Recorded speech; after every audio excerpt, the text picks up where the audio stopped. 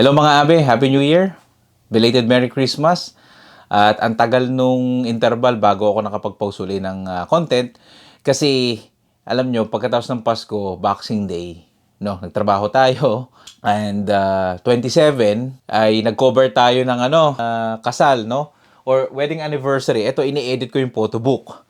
Sa mga hindi nakakaalam, minsan po, dumidiskarte ko ng mga simple event photography, no? Kasi natutunan ko yan nasa Bahrain ako. Hanggang ngayon, ginagawa ko pa rin kapag talagang wala nang choice yung mga tao, pinagkakatiwalaan ako kasi recently, busy yung mga photographers dito.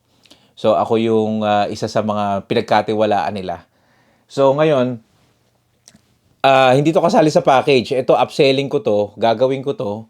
Ngayon kung gusto nila, pwede nilang bilhin sa akin yung photo book, pipaprint ko, no? So, tingnan natin, no?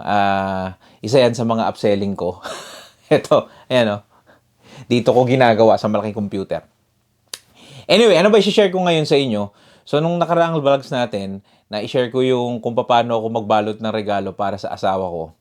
Ngayon naman, gusto kong ibahagi sa inyo yung tradisyon ng brother-in-law ko, yung kapatid ni Mrs. JDL. Hindi kasi yung nagbablog, no? Hindi yung pala post. Pero may binidyo siya, yung gamit niya yung kanyang salamin na Meta, no? Time wrap. Pero, bukod doon, every year kasi, simula nung, I think, 2020, 2021, lagi ko yung sinishare sa inyo, meron siyang dice, no? Yung dice na yon, pagka ikaw isa sa mga guest doon sa Christmas party namin ng 24, ro-roll mo yung dice kapag halimbawa ang nakuha mo sa dice 3, no, o 4, bibigyan ka niya ng 4 na piraso ng tigpa $5. So 20 bucks yun. Nasa ba? Sa bulsa ko ba? Ito yung nakuha namin eh. Ito oh. Yan. Hindi ko pa nga no? Ngayon kapag 1 lang yung nakuha mo, bibigyan kanya ng chance para mag-roll uli, no? Hanggang 3. Kung ano yung pinakamalaki doon, yun yung kanyang ibibigay sa'yo.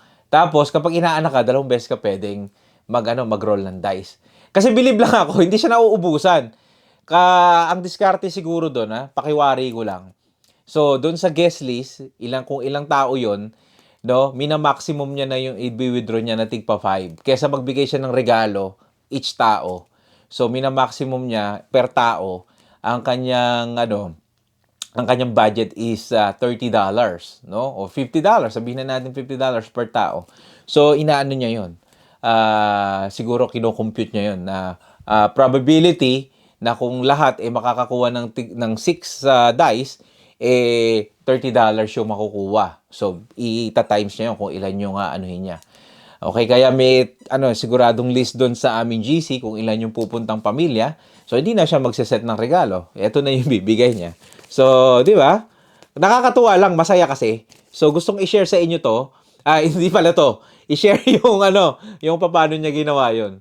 Okay, mga abe. So, panoorin po ninyo. Okay,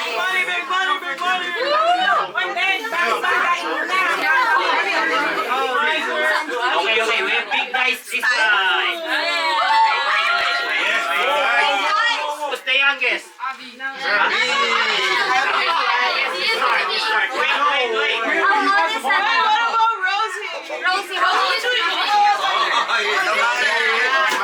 Here's the money. Wait.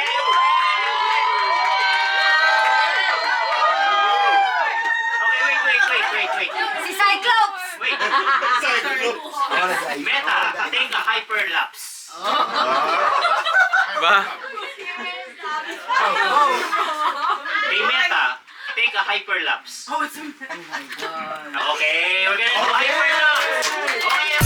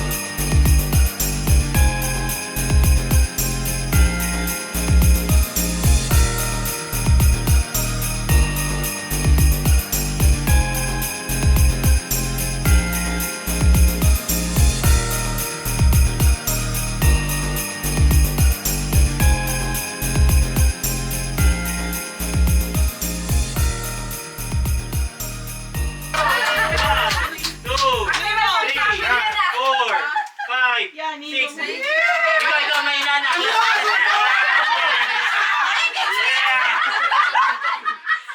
I'm also not in confirmation. Is it times 2? Confirmation. Last. 1, 2,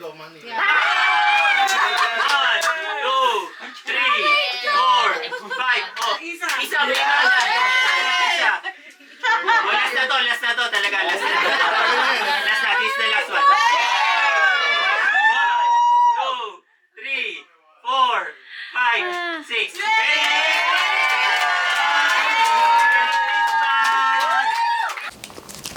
Okay mga abe, eto na. Ito yung nakakuha namin ni Mrs. JDL. Ako daw tagapagtago, gas money. So, kung gusto nyo tularan nyo po, no? At masaya yan, no? Hindi naman importante kung magkano yung natanggap nyo. Importante, nagkasama-sama kayo pagka mga panahon ng Kapaskuhan, kagaya nito. At nag-share kayo ng mga blessings nyo, no? Sa isa't isa. Sabi nga lagi ng aral no, na naririnig ko, hindi na importante minsan yung yung hindi ka gumagawa ng masama. Mas mahalaga yung may ginagawa kang paraan para sa kapwa mo, para makabuti sila in terms of giving or sharing your blessings, or yung meron kang naipapayo o naituturong tama at naipakikitang tama para tularan nila. So, yun lang po mga abe. Ang iiwan ko ngayon sa inyo, 2025. Hindi ko alam kung makakapag-vlog ako ng iba pang vlog. Pero kung meron man, malamang sa January 1 na ito, mga abe. So, kung magkakapag-live ako, makapag-shorts ako, maraming salamat po sa panonood. At Happy New Year! Thank you 2025! And welcome 2026. Best regards, Kuya JDL. Bye-bye!